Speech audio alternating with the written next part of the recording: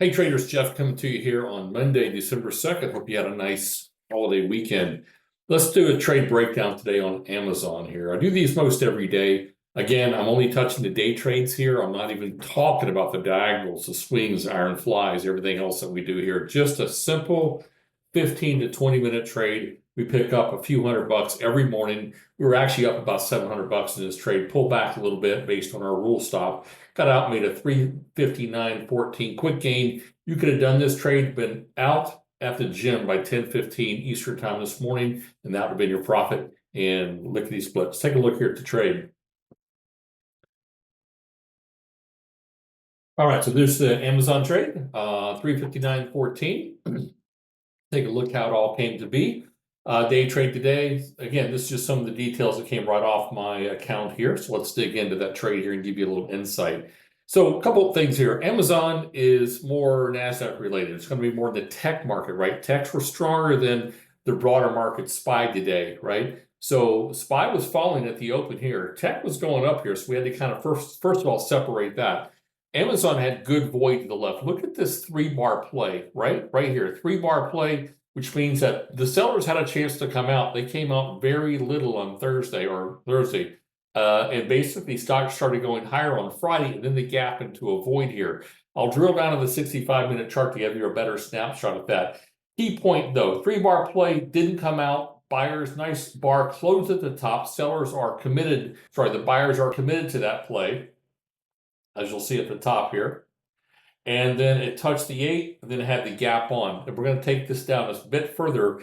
Also, you're going to see up here at the top here, this is ADR calculations. If you're not tracking these stocks based on the average daily range, you really are missing it because stocks have muscle memory. They typically go the same amount every day. Not exactly. Yes, it's to be shorter some days, wider the others. There's reasons why we go 2 times that in certain days. In certain days, we live right to 1. Today, in the last 5 days, was a current ADR at 461. So we looked at this, drill down to the 65-minute chart on the entry at 211.20. You'll see in a moment here. We had plenty of room to 216 that fit right inside the ADR. Check mark right off your checkbox when you're looking at these.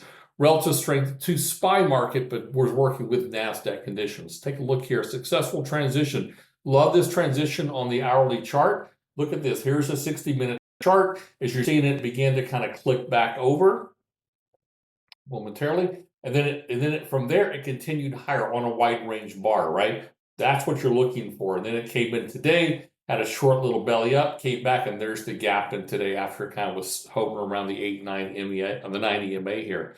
Nice, just void to the left. Look at this void from here to here was about 1.5 ADR. We had no issues with the daily range. We had nothing but void to the left and a strong stock and a strong indice. Amazon better than the SPY at the open. This was the open of the SPY pulling back, but the Qs were actually up. So we had to kind of follow that. We want to make sure we don't have a tech stock that's actually following the SPY, or at least not following the Qs or the NASDAQ.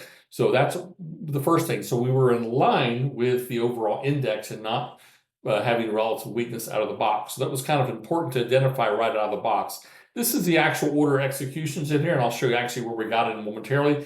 You can see when I set the limit order on the pullback at 357, which is what my lot size on half my position, and it just fills me very quickly at all 211.20s. I added it 211.55, had a stop here at 210.70, 210.50, sorry, 70-cent stop in this. Added to here because that's half of the distance. That's called a half ATR add. I sold half. Actually, it should have sold a quarter here. My bad. Should have sold a quarter at 357. I should have 167. I ended up selling 164. Should have been selling 357 at 211.96. And then the market went up to 212 high. And then as I'm following my rules in here, actually got stopped. I'll show you that here in a second. It got stopped at 211.80. Well in the profits. That gave me a nice end of day for about $350 something profit. Let's take a look at the drill down here. This is the drill down entry, and here once again, Amazon doing well. Here's the pullback. Here's the key. About 50% retracement in here. That's not enough to commit me. It's touching the 2-minute EMA here. So the 2-minute entry bar. This and this bar here. If you're looking for what do you look at, I'm showing you. And you have to be able to focus on, have this retina retention to focus on these 2 bars.